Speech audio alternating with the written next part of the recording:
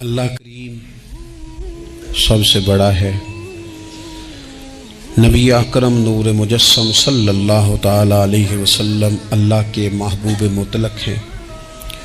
ہم اللہ کے بندے ہیں اور رسول کائنات کے غلام ہیں صلی اللہ علیہ وسلم۔ ہمارا ایک بہت بڑا تعارف ہے، عباد الرحمن کہا ہے اللہ تعالیٰ نے اپنے بندوں کو۔ ہمیں کہا ہے کہ تم بہترین امت ہو۔ اللہ کریم نے اعزازات سے نوازا ہے۔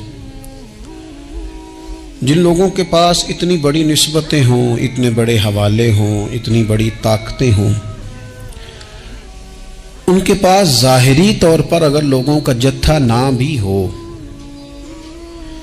اور ظاہری طور پر اگر مال و اسباب وقتی طور پر نہ بھی ہوں، اقتدار، عہدہ اور بڑے لمبے چوڑے نعرے ان کے پیچھے نام بھی لگ رہے ہوں، تو یہ بہت بڑا تعارف نہیں کہ اللہ کے بندے ہیں اور رسول کریم کے غلام ہیں؟ اور کیا یہ تعارف جینے کے لیے، زندہ رہنے کے لیے اور گردن اٹھا کر جینے کے لیے بہت بڑا تعارف نہیں؟ باوجود اتنے بڑے تعارف کے اگر کوئی بندہ کمزور باتیں کرے، کچی پکی گفتگو کرے اور وہ اپنے آپ کو بار بار مظلوم ثابت کرنے کی کوشش کرے، وہ بار بار اپنے زخم دکھائے تاکہ وہ قابل رحم قرار پائے، تو یہ باتیں ایک مومن کو، ایک مسلمان کو، اللہ کے ایک بندے کو ذرا زیبا نہیں دیتی، ذرا اچھا نہیں لگتا۔ مسلمان اعصابی طور پر، ذہنی طور پر، نفسیاتی طور پر ایک طاقتور قوم ہے۔ مسلمان وہ قوم ہے جو مرعوب نہیں ہوتی، یہ روب دکھاتی ہے، روب۔ ہم وہ لوگ ہیں کہ جن کے اکابرین سوئے بھی ہوتے تھے، نہ سوئے ہوتے تھے حضرت عمر، لیکن ان کو سوئے ہوئے دیکھ کر بھی لوگ کانپا کرتے تھے، اس لیے کہ شیر تو شیر ہی ہوتا ہے نا، وہ سویا ہو تو پھر بھی شیر ہی۔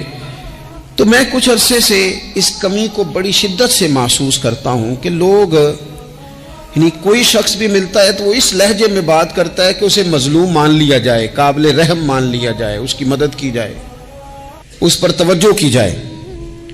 یہ مسلمان کی شان نہیں۔ آپ سورہ بقرہ پڑھیں گے تو قرآن مجید اصحاب صفہ کی شان بیان کرتا ہے کہ انہیں بڑی حاجت ہے، بڑے ضرورت مند ہیں۔ وہ لوگ تھے جو کئی دنوں تک روٹی نہیں کھاتے تھے، لیکن رب فرماتا ہے کہ میرے محبوب کے مدرسے کے ان طالب علموں کو جو دیکھے گا اسے محسوس ہوگا کہ یہ تو بڑے امیر لوگ ہیں۔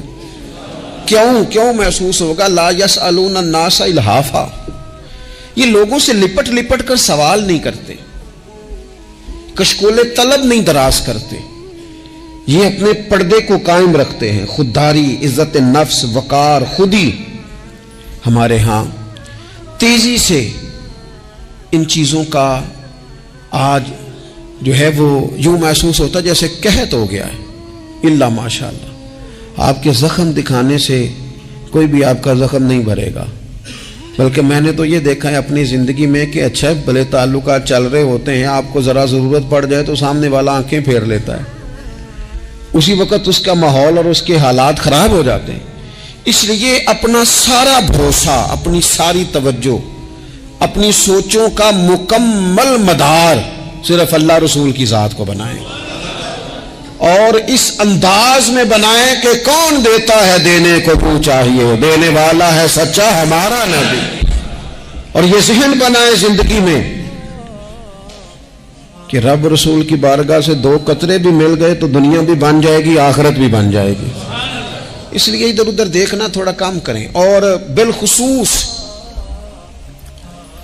آج اپیل کروں گا، استاد اپنے شاگردوں کو، پیر اپنے مریدوں کو، باپ اپنی اولاد کو بڑی بڑی باتوں کا سبق پڑھائے، بڑی بڑی باتوں کا۔ اقبال نے شکوہ کیا ہے، اقبال کہنے لگے شکایت ہے مجھے یا رب خدا بندان مکتب سے، یہ جو انہیں کہتے ہیں کہ جناب پڑھ جاؤ گے تو روٹی اچھی ملے گی، یہ انہیں کہتے ہیں پڑھ جاؤ گے تو کار میں بیٹھو گے، پڑھ جاؤ گے تو کوٹھی بنا لو گے، یہ کیا سبق پڑھا رہے ہیں بھلا؟ ان کو تو تم بڑے بڑے باتیں بتاؤ، انہیں کہو پڑھو گے تو دنیا میں حضور کے دین کا انقلاب برپا کرو گے، تم ان کہو کہ تم پڑھو گے تو تم ایک پورا ملک چلاؤ گے، تم انقلاب برپا کرو گے، اٹھ باندھ کمر کیوں ڈرتا ہے، پھر دیکھو خدا کیا کرتا ہے۔ اقبال کہنے لگے یہ تم کیا سبق پڑھا رہے ہو کہ روٹی صحیح مل جائے گی، چندہ اکٹھا کرنے کا طریقہ آ جائے گا؟ کہنے لگے شکایت ہے مجھے یا رب خدا وندان مکتب سے، سبق شاہی ہے اور بچوں کو دے رہے ہیں خاک بازی کا۔ اڑنے والی تعلیم تھی اور یہ انہیں رینگنے کا سبق پڑھا رہے ہیں۔ تگڑی تگڑی باتیں بچوں کو سکھاؤ، تگڑی تگڑی۔ یہ پھر سارے نہ ڈھونڈتے پھریں کہ وہ فلانا جو ہے نا چاچا امیر ہے تو ماموں امیر ہے تو فلانی خالہ باہر ہے تو فلانا ذرا مہربانی، کوئی بھی نہیں مہربانی کرتا۔ مہربانی جب بھی کرتا ہے یا خدا کرتا ہے یا مدینے والے محمد مصطفیٰ کرتے ہیں۔ اپنی توجہات کبھی بچوں کو دیکھیں، حضرت لقمان اپنے بیٹے کو کیا کہتے ہیں یا بنی اقم الصلاۃ وامر بالمعروف وانہی عن المنکر۔ حضرت لقمان اپنے بیٹے کو سمجھاتے ہیں، کہتے ہیں اے بیٹا نماز قائم کرنا، لوگوں کو بھلائی کا حکم دینا، برائی سے منع کرنا، وَاصْبِرْ عَلَىٰ مَا أَصَابَكَ، اور جب مصیبت پہنچے تو صبر کرنا، ادھر ادھر رونا دھونا نہ کرنا۔ نماز پڑھنا، بھلائی کا حکم دینا، برائی سے منع کرنا، اور اگر کوئی مصیبت پہنچے تو اس پر صبر کرنا۔ کتنے کام ہو گئے؟ 4۔ ایک نماز پڑھنی ہے، ایک بھلائی کا حکم دینا ہے لوگوں کو، ایک برائی سے، اور اگر کوئی مشکل آئے تو کیا کرنا ہے؟ ان ذالک من عزم الامور۔ فرمایا بیٹا یہ بڑی ہمت والے کام ہیں، ہمت والے کام کرنا، ہمت والے، طاقتیں اپنی قائم رکھنا، کمزور نہ پڑنا، لوگ تمہارے آنسو نہ دیکھیں، کوئی تمہیں تڑپتا نہ دیکھے۔ چھوٹا چھوٹا زخم لے کر لوگ سگنل پہ کھڑے، چھوٹی چھوٹی مجبوریاں لے کر لوگ مانگنے کے لیے دروازوں پر کھڑے ہیں۔ امت مسلمہ کا یہ مزاج نہیں، یہ وقار نہیں، یہ انداز نہیں۔ ہم تو بانٹنے والے لوگ ہیں۔ چلے مشکل آ جاتی ہے، زندگی میں ضروریات پڑ جاتی ہیں، قرضہ صحابہ بھی لے لیا کرتے تھے، لیکن یہ جو لہجے آج ہم نے اختیار کر لیے، کمزور ہو جانا، کچا پڑ جانا، غریبی کا رونا، یہ انداز اہل ایمان کا۔ بچوں کو طاقتور ہونا چاہیے۔ میرے نبی کریم صلی اللہ تعالی علیہ وآلہ وسلم نے نا ارشاد فرمایا، ایسا نہیں ہے کہ کوئی بندہ کمزور ہے تو وہ ناپسندیدہ ہے، یہ نہیں فرمایا کہ جو بزدل ہے تو وہ بڑا کوئی کٹا ہوا آدمی ہے، لیکن حضور فرماتے ہیں، صحیح مسلم میں حدیث موجود ہے، حضور فرمانے لگے طاقتور مسلمان نا اللہ کی نظر میں بزدل مسلمان سے زیادہ پیارا ہے۔ طاقتور ہے نا، اس کی شان زیادہ ہے۔ یہ جو با ہمت ہے، با حوصلہ ہے، جس کے اعصاب مضبوط ہیں، یہ رب کریم کی بارگاہ میں باوقار ہے، اللہ کے حضور اس کی قدر ہے۔ اور حضور علیہ الصلوۃ والسلام صحابہ کو دعائیں سکھایا کرتے تھے، اور تعلیم امت کے لیے خود بھی حضور وہ دعا فرمایا کرتے تھے، کہتے تھے اے اللہ بزدلی سے بچا، کنجوسی سے بچا، اے اللہ اس بڑھاپے سے بچا جو انسان کو بڑا پریشان کر دے۔ حضور دعائیں مانگا کرتے تھے۔ دیکھیں بیمار انسان ہو جاتا ہے، اگر وہ سوچے نا رب کی طرف سے ہے تو پھر بیماری کا لوگ بڑا مزہ لیتے ہیں، کیونکہ جب بندہ بیمار ہوتا ہے تو نفسانی خواہشات ساری ختم ہو جاتی ہیں۔ اور میں اکثر دوستوں سے کہتا ہوں کہ بعض چیزیں ایسی ہیں جو وجد میں لے آتی ہیں بندے کو، اگر وہ غور کرے تو۔ آپ یہ حدیث پاک سنیں، حضور علیہ السلام نے فرمایا بیمار کے ساتھ ضد نہ کرو کہ ضرور کھا، ضد نہ کرو، اس لیے کہ اللہ اسے کھلا بھی دیتا ہے، پلا بھی دیتا ہے۔ اب جب کسی کو پتا چلے کہ میں بیمار ہوں تو رب مجھے کھلا پلا رہا ہے تو مجھے بتائیے بیماری کتنی پیاری لگے گی، بیماری میں کتنا سرور آئے گا۔ پھر تو انسان ہمیشہ چاہے گا کہ مجھے وہ چیزیں ملیں جو مجھے اللہ تبارک و تعالیٰ کی بارگاہ کے قریب کر دیں۔ دوسری بات یہ ہے کہ میدان میں جب انسان اترتا ہے نا تو اسے ایک بات اپنے ذہن میں رکھنی چاہیے کہ جیت اور ہار یہ اللہ تعالیٰ کے دست قدرت میں ہے، لیکن جب وہ لڑے تو جیتنے کے لیے لڑے۔ ہمارے ہاں نا بہت سارے لوگ لڑنے سے پہلے ہی ہارے ہوئے ہوتے ہیں، میدان میں نکلنے سے پہلے ہی وہ کمزور باتیں کر رہے ہوتے ہیں، ابھی سفر شروع نہیں ہوتا وہ کہہ دیتے ہیں نہیں جناب آپ کی بات تو ٹھیک ہے پر کیسے ہوگا، کیوں کر ہوگا، لوگ تو آج کل چلتے ہی نہیں، بڑے مسئلے خراب ہیں۔ اور پھر کچھ لوگ ایسے ہیں جن کی باتیں سن کر بندے بیک گیئر لگا لیتے ہیں، اور میں نے دیکھا باتیں کرنے والے وہیں رہتے ہیں اور کام کرنے والے کہاں سے کہاں چلے جاتے ہیں۔ یہ یقینی نہیں کہ جیتیں گے، لیکن جب میدان میں اترے نا تو پھر ہمیشہ جیتنے کے لیے اتریں۔ کوشش کریں کہ میں نے اس انداز میں نکلنا ہے کہ میں نے نہ جیتنا ہے۔ حضرت مولا علی شیر خدا کرم اللہ تعالی وجہ الکریم سے کسی بندے نے پوچھا حضور آپ ہر میدان میں کامیاب کیوں رہتے ہیں؟ فرمانے لگے جیت ہار تو رب کریم کے دستے قدرت میں ہے، لیکن جب میں اترتا ہوں نا میدان میں تو میں دشمن دیکھ کے پہلے ہی فیصلہ کر لیتا ہوں کہ میں نے اس کے پیٹ میں خنجر مارنا ہے کہ گلے پہ، میں جیتنے کے لیے میدان میں اترتا ہوں۔ تو آپ دیکھ لینا دیواریں ہلتی رہتی ہیں اور در کانپ جاتا ہے، علی کا نام سن کر اب بھی خیبر کانپ جاتا ہے۔ کیوں کہ کہتے ہیں میں ذہن بنا لیتا ہوں کہ میں اسے کاٹ کے لاؤں گا، میں ڈرتا اور سہمتا ہوا میدان میں نہیں اترتا۔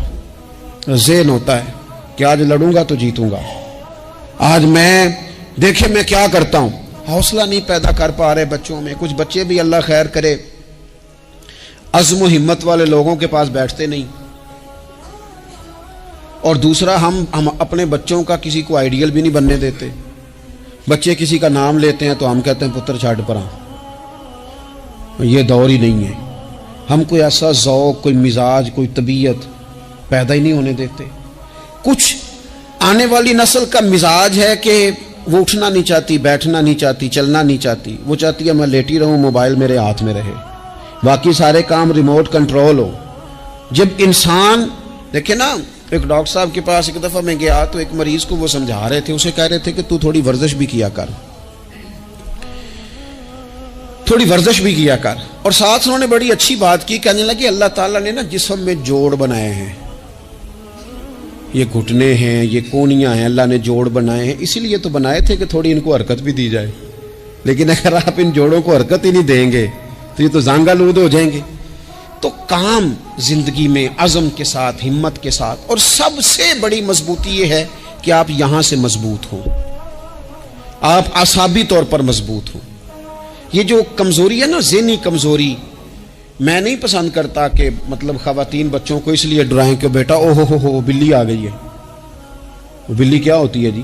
لیکن جو خواتین آج بھی بچوں کو بلی سے ڈرائیں گی، اچھا اس کو ڈرا بلی سے رہی ہوتی ہیں اور ساتھ کہہ رہی ہوتی ہیں ماما کا شیر، جی آپ کا شیر بلی سے ڈرتا ہے، یہ اماں کا شیر بلی سے ڈر رہا ہے، آپ نے اس سے بلی سے ڈرا دیا اور نام شیر رکھ دیا ہے۔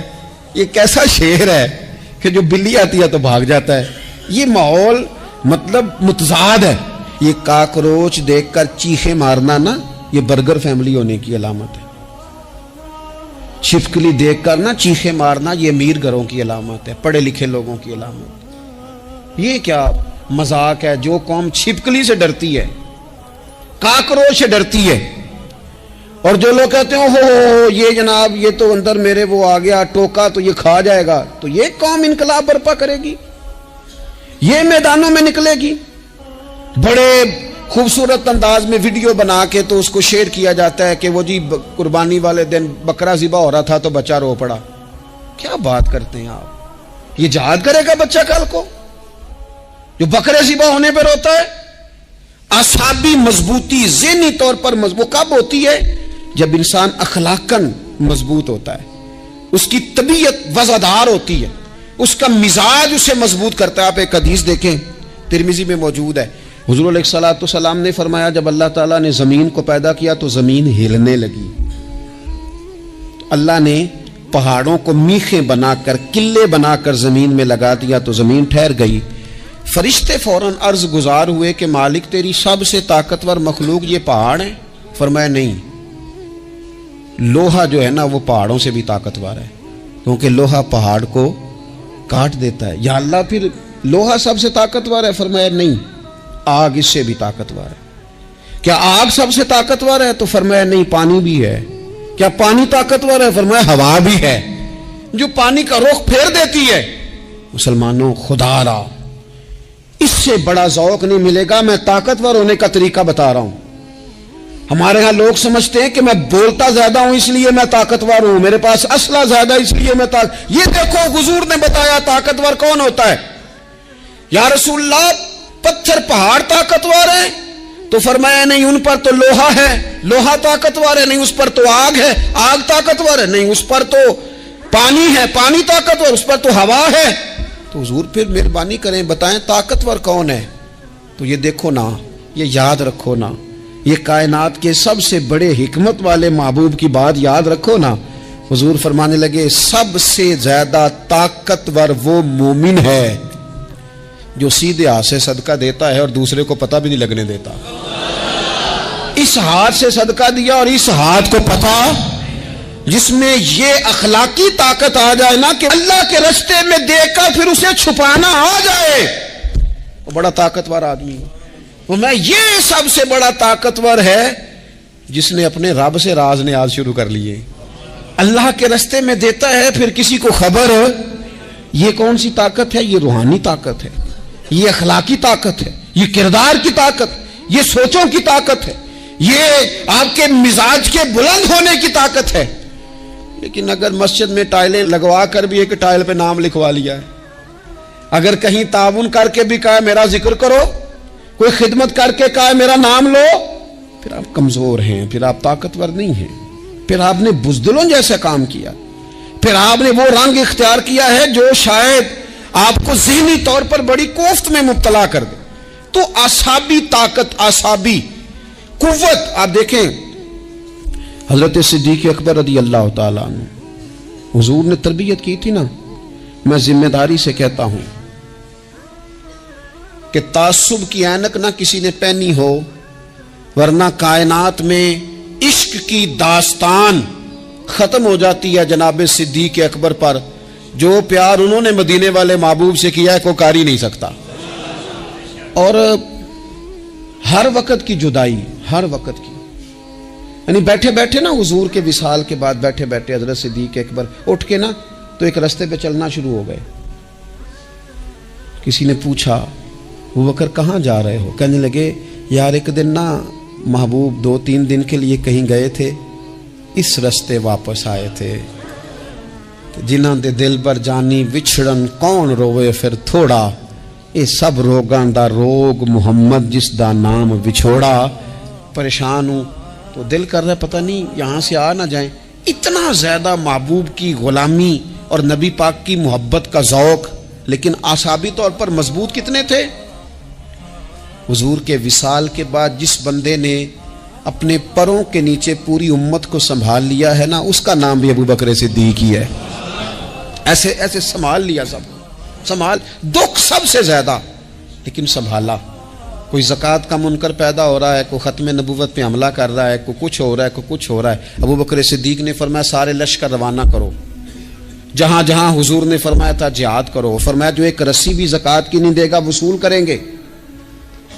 لوگوں نے کہا حضور حالات بڑے اور طرح کے ہیں، کیسے کام چلے گا؟ حضرت عمر جیسے دلیر بندے بھی کہنے لگے جناب یہ نظام کیسے چلے گا؟ تو ابوبکر صدیق فرمانے لگے عمر تجھے تیری ماں روئے، تو بڑے مضبوط مزاج کا تھا، یہ مجھے کیا پیغام دے رہا ہے؟ فرمایا عمر یاد رکھ اگر میں مدینہ منورہ میں اکیلا بھی رہ گیا اور جنگل کے درندے میرا آ کے گوشت بھی نوچ کے لے گئے تو پھر بھی میں ان اصولوں پر کھڑا رہوں گا جن اصولوں پر مدینے والے رسول نے مجھے کھڑا کیا ہے۔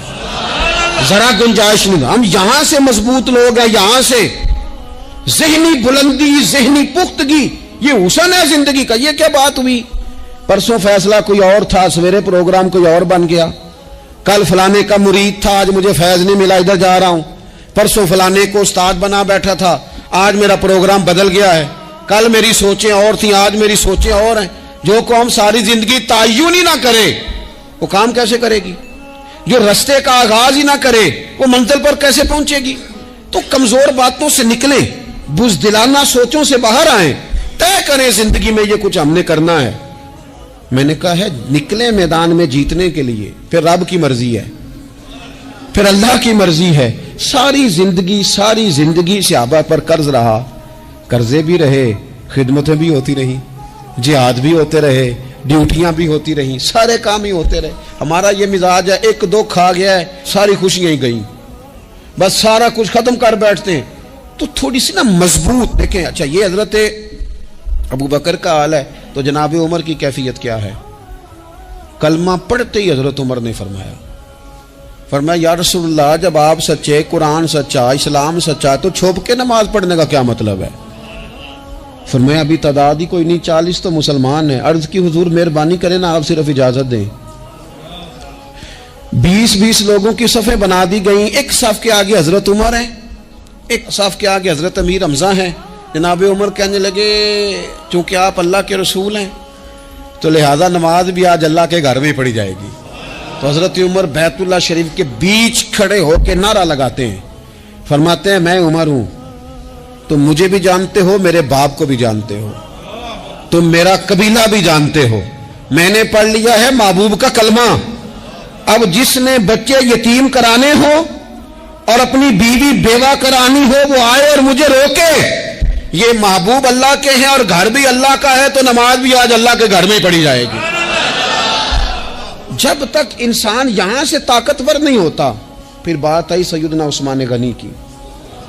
میں پہلا وہاں اونا رنداں تو جنہیں کھلی بغاوت کیتی ہے, پورا قبیلہ اور طرف ہے.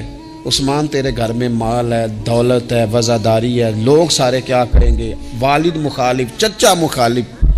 حضرت عثمان غنی جیسے آدمی کو پکڑ کے باندھ دیا گیا گھر میں.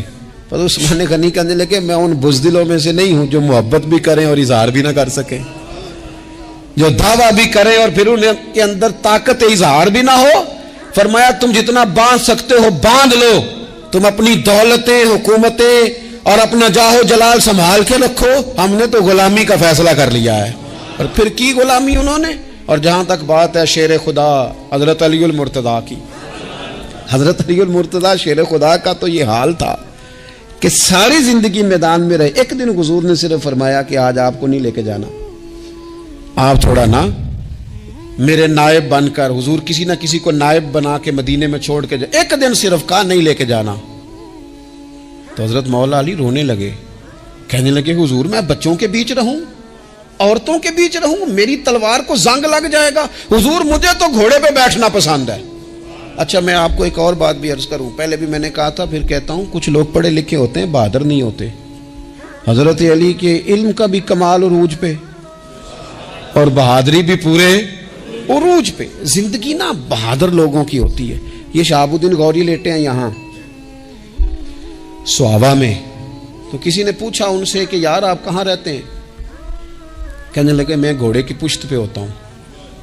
ہمارے بچے بڑی سونی فوٹو بناتے ہیں, ان سے پوچھیں آج کل آپ کیا کرتے ہیں تو کہتے ہیں موبائل چلاتے ہیں. آپ کیا کرتے ہیں؟ فوٹو کھینچتے ہیں. آپ کیا کرتے ہیں؟ کہتے ہیں وہ نا مجھے ایسا عجیب مسئلہ ہے موبائل کا کہ بچوں کی نا مطلب میں کئی دفعہ سوچتا ہوں کہ اگر انہیں کچھ 4 گھنٹے موبائل سے علیحدہ رہنا پڑا نا تو ہو سکتا ہے کہ ان کو ڈاکٹر کو بھی دکھانا پڑ جائے, اتنی کو بری حالت ہو گئی.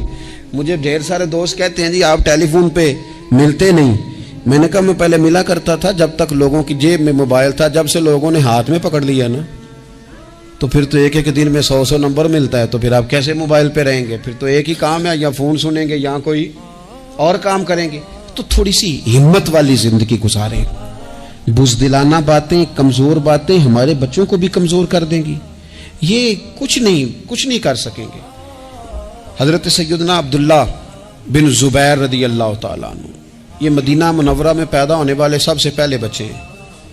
حضرت سیدنا ابو بکر صدیق رضی اللہ تعالیٰ عنہ کے نواسے ہیں. حضور کے پھپھو جناب صفیہ کے پوتے ہیں, اور عشرہ مبشرہ صحابی حضرت زبیر بن عوام ان کے بیٹے ہیں. شروع سے ہی بڑے بہادر تھے. ایک دن کچھ بچے گلی میں کھیل رہے تھے تو ایک شخص نے آ کے نا چیخ ماری, ڈرایا, سارے بچے بھاگ گئے. جناب عبداللہ ابن زبیر کہنے لگے کیوں بھاگتے ہو؟ اب چیخوں سے بھی ڈرو گے؟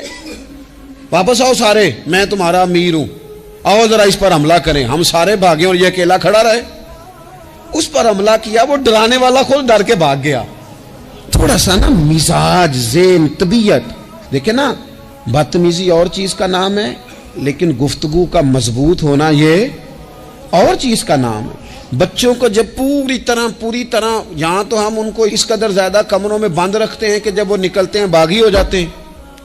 یہاں پھر یہ ہوتا ہے کہ ان کے اندر جو صلاحیتیں ہوتی ہیں وہ پوری طرح دب جاتی ہیں. وہ جو کیفیات ہوتی ہیں جو ایک مردانہ وصف میں ہونی چاہیے ان کے اندر موجود نہیں ہوتی. اقبال کہتے ہیں آئین جواں مرداں حق گوئی و بے باکی، اللہ کے شیروں کو آتی نہیں روباہی. اور یہ جو سہمے دوست ہیں نا بالخصوص غریب طبقے سے، ان سے میں عرض کروں گا کبھی کسی کی گاڑی دیکھ کر مرعوب نہیں ہونا، کبھی کسی کے مہنگے کپڑوں کے روب میں نہیں آنا، کبھی نہیں. حالات کے سہمے ہوئے لوگوں کو بتا دو حالات بدل جاتے ہیں، ایک جیسے نہیں رہتے. کبھی کمزور نہ پڑیں اور جگہ جگہ اپنے دکھ بھی نہ بتائیں، جگہ جگہ اپنے دکھ نہ بتائیں. ہمت کریں. اور ایک شاعر نے کہا تھا کہ با ہمت لوگ کبھی ہارا نہیں کرتے، یہاں وہ جیت جاتے ہیں یہاں کچھ سیکھ جاتے ہیں. وہ نا میدانوں میں رہتے ہیں. کمزور نہ پڑیں. یہ جو اتنا لمبی لسٹ بن گئی ہے نا، اتنی لمبی لسٹ مانگنے والوں کی، اتنا لمبی فہرست ہو گئی ہے ہر سگنل پہ، ہر چوک میں، ہر رش والی جگہ پہ. یہ بتاتی ہے کہ لوگ اس کو آر ہی نہیں سمجھتے، کمزوری نہیں سمجھتے، طاقت والا مزاج. حضرت عمر بہادر تھے تو بہادر لوگوں کو پسند بھی بڑا کرتے تھے. حضرت عبداللہ ابن زبیر چھوٹے تھے، بچوں کے ساتھ کھیل رہے تھے، اور یہ وہی حضرت عبداللہ ابن زبیر ہیں جو بعد میں امام حسین کے قاتلوں کے سامنے ڈٹ کے کھڑے ہو گئے اور انہوں نے اعلانیہ ان لوگوں کا بائیکاٹ بھی کیا اور ان لوگوں کے ساتھ سفارا بھی ہوئے. حضرت عبداللہ ابن زبیر اور فرماتے ہیں کہ میری ماں 90 سال سے زیادہ عمر تھی حضرت اسماء بنت ابی بکر کی. جب میں نے انہیں کہا نا اماں وقت آ گیا شہادت کا، تو میری اماں مجھے کہنے لگی پتر میدان میں رہنا. میدان میں بکرے کو ذبح ہوتے وقت تکلیف ہوتی ہے، جب اس کی کھال اتاری جائے پھر کوئی تکلیف نہیں ہوتی. ایسے ہی کمزور نہ پڑنا. ہمارے ہاں تو لوگ کہتے ہیں نا پتر اندروں کنڈی لے لا ساڑی نہیں لڑائی. وہ جب ہمارے گھر آگ آئے گی پھر اسے ہم بند کریں گے، ابھی نہ تو بالکل باہر نہ نکلنا. کیسے قوم آگے بڑھے گی؟ جرتیں کیسے پیدا ہوں؟ اور جو کچھ کہہ نہیں سکتے وہ منوائیں گے کیسے؟ جو بات کرنے کی طاقت نہیں رکھتے وہ اپنا منوائیں گے کیسے؟ حضرت عبداللہ ابن زبیر رضی اللہ تعالیٰ عنہ اپنے دوستوں کے ساتھ گلی میں کھیل رہے تھے، جناب عمر فاروق آ گئے. حضرت عمر فاروق کا جلال تھا، بچے ان کو دیکھ کے دوڑ گئے. حضرت عبداللہ ابن زبیر کھڑے ہیں. حضرت عمر قریب آئے، کہنے لگے پتر آپ کیوں نہیں دوڑے؟ حضرت عبداللہ ابن زبیر چھوٹے سے ہیں، کہنے لگے جی کیوں میں دوڑتا، میں نے کوئی جرم کیا ہے، کوئی میں نے غلطی کی ہے، بھلا کیوں دوڑوں؟ آرام سے کھیل رہے ہیں اور نہ ہم نے کوئی رستہ بند کیا، جگہ ہے آپ نے گزرنا تو گزر جائیں. چاہیے تھا نا حضرت عمر ناراض ہوتے، پر جناب عمر نے ماتھا چوم لیا. کہنے لگے کیا بات ہے بیٹا، ان چیزوں پر ذرا قائم رہنا. کہنے لگے جرم کی ہے، کیا مطلب ہے اس بات کا کہ فلانا ہے تو دوڑ جائے؟ کیوں دوڑیں جی؟ تو ہم نے جو قوم کو سکھانا شروع کیا ہے نا، دیکھیں فقر اور چیز ہے، درویشی اور چیز ہے، سادگی لیکن ظلم سہنا اور چیز ہے. دنیا میں قتیل اس سا منافق نہیں کوئی جو ظلم تو سہتا ہے بغاوت نہیں کرتا. اپنی زندگی میں عزم کو، ہمت کو، نظریے کو بلند کریں، مظلومانہ مزاج نہ پیدا کریں، بلا وجہ دکھ سنا کے اپنے آپ کو کمزور نہ کریں.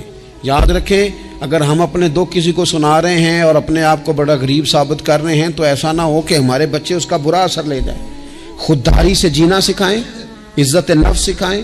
ہر وقت گھر کے اندر، کلاس کے اندر، اپنے دوستوں کی جمعیت کے اندر کمزور باتیں نہ کریں، رو دھو کے وقت نہ گزاریں. رونے سے بھی رات گزر جاتی ہے، ہنسنے سے بھی رات گزر جاتی ہے، ناشکری سے بھی دن بیت جاتا ہے اور شکر سے بھی. لیکن بس بات اتنی ہے کہ شکر والوں کا ذرا صحیح بیت جاتا ہے، ہنسنے والوں کا ذرا صحیح بیت جاتا ہے.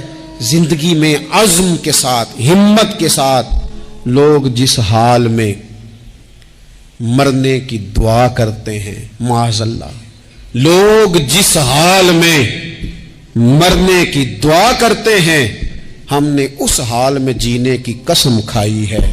اللہ تعالی ہمیں سمجھنے کی توفیق عطا کرے. آخر دعوانا ان الحمدللہ رب